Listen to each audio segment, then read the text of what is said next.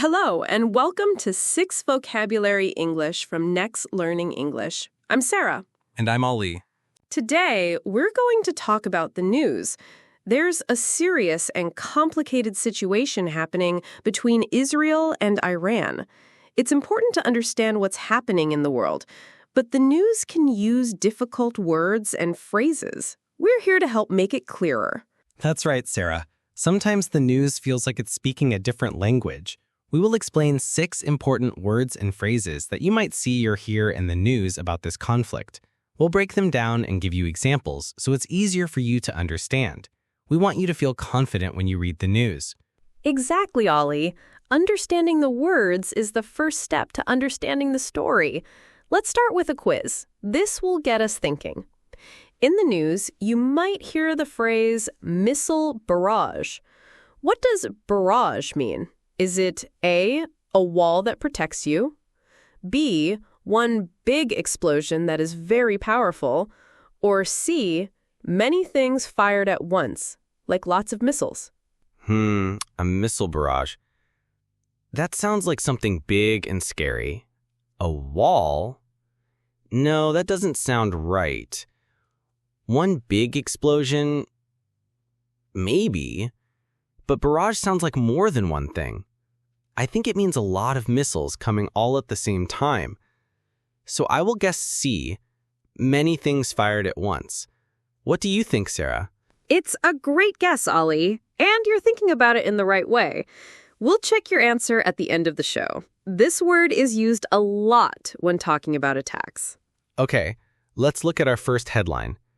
It says Iran launches new missile barrage. Israel claims assassination of top general. This sounds like a very serious news story. It is. We have 2 important words here. First, barrage. We just talked about that in the quiz. The second word is assassination. What does assassination mean, Ollie? Can you explain it in your own words? An assassination is when someone important is killed on purpose, like a leader of a country or a general in the army. It's usually done for political reasons, because someone wants to change something in the government or the country. It's not an accident. That's a very clear explanation, Ollie. Exactly. It's when someone deliberately kills an important person because of their politics or their position. It's a planned attack. Now, the news says Iran attacked because Israel attacked first, but why do countries attack back? What's the reason behind it? To understand this, let's hear from an expert. This is Dr. Anisa Khalid. She's a geopolitical analyst. That means she studies how countries interact with each other and why they make the decisions they do. She understands world politics. When one country attacks another, the other country usually wants to respond. They do this to show they are strong and to protect themselves. If they don't respond, other countries might think they are weak, and they might attack again. This can make the situation worse. It's about showing strength and preventing future attacks. It's like saying, don't attack us, or we will attack back. She said they attack back to show they are strong and to stop more attacks. So to retaliate means to attack back. Is it like getting revenge? Yes, that's right. To retaliate means to do something bad to someone because they did something bad to you first. It's a reaction to an attack. It's often seen as a way to get even, but it can also start a cycle of attacks. Now, let's look at another headline. It says, Israel strikes zeroed in on Iran's nuclear program. What do you think that means, Ollie?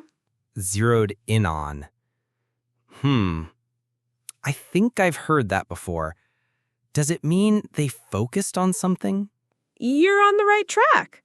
Zero in on means to focus all your attention on something or to aim something very carefully at a target.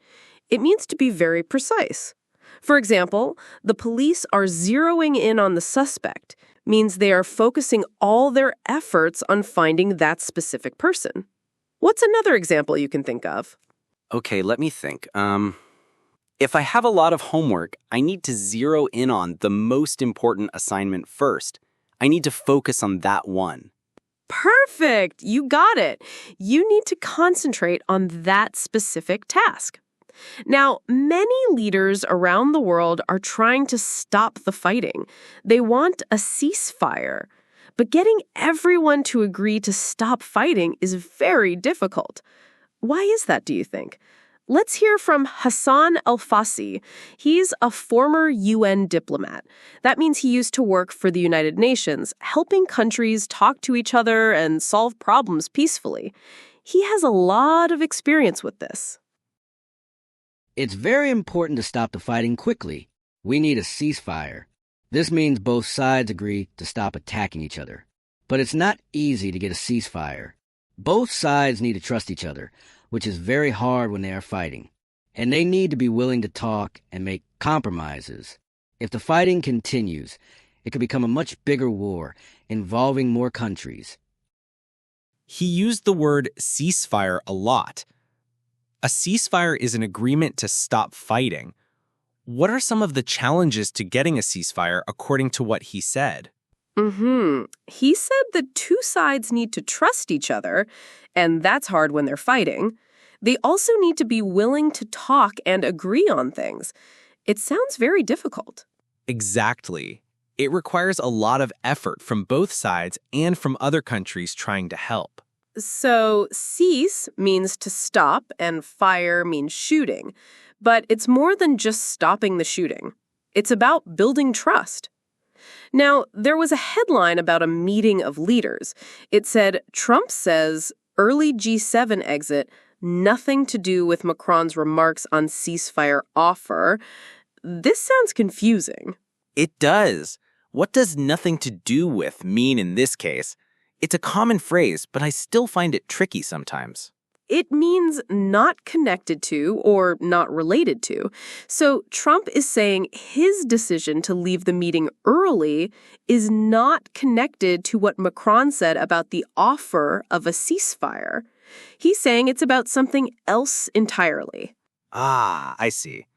So I could say this podcast has everything to do with learning English, but nothing to do with cooking. That means the podcast is about English and it's not about cooking? Can you give me another example, Sarah? Sure. I could say, my decision to wear a coat today has nothing to do with the weather forecast.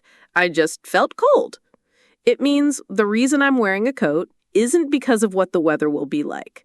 Perfect. I understand it better now. Okay, Ollie, let's go back to our quiz question. I asked what a missile barrage is. You said it's C, many things fired at once. Are you still confident in your answer? Yes, I'm pretty sure. A missile barrage sounds like a lot of missiles all at the same time. You were absolutely right. A barrage is a lot of things happening at once, often very quickly. In this case, it's many missiles. Well done. You're becoming a news expert. Great. I think I understand the news a little better now.